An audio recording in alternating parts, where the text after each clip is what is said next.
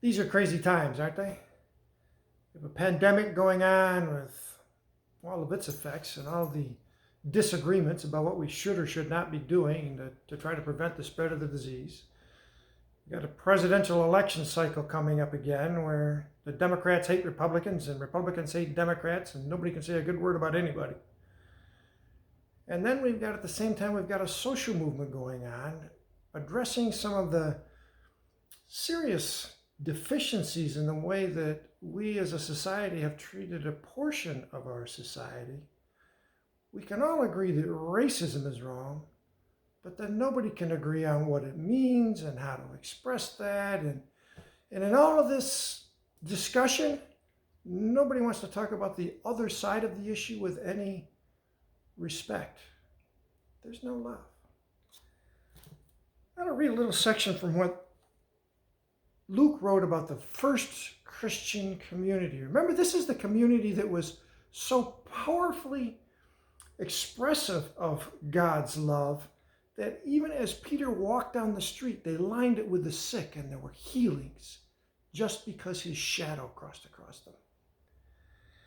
Luke says that this community of believers was of one heart and mind.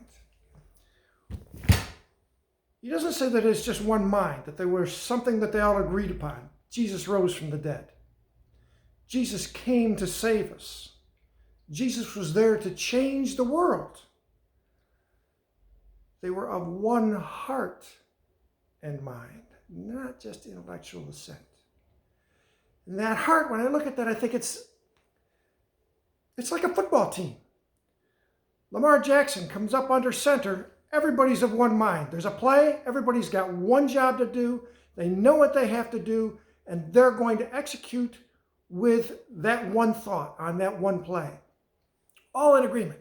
However, the execution is with the heart. Bam! There's an explosion just as soon as that ball is snapped. Everybody's going in their direction and executing their part of the play, all out, total focus. One objective, move the ball down the field. That's one heart. They give everything they have for it.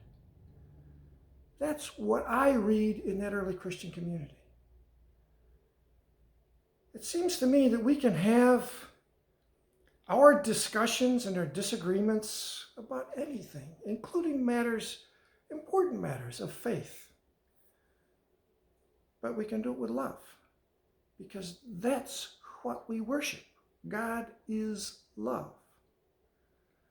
And it seems to me that we can have our discussions listening to one another.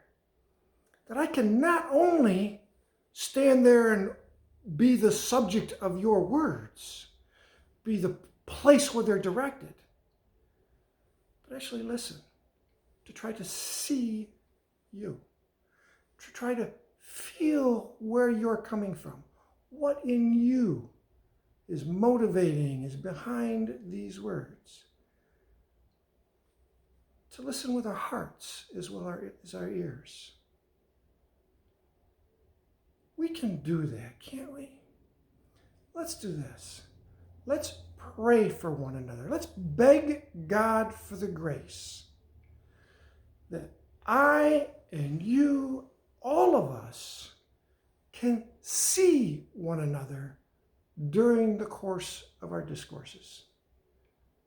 That we can love one another as we listen to one another. That we can see each other as fellow human beings, children of God, one family of God. Can we do that? Can we make that prayer together? Let's do that.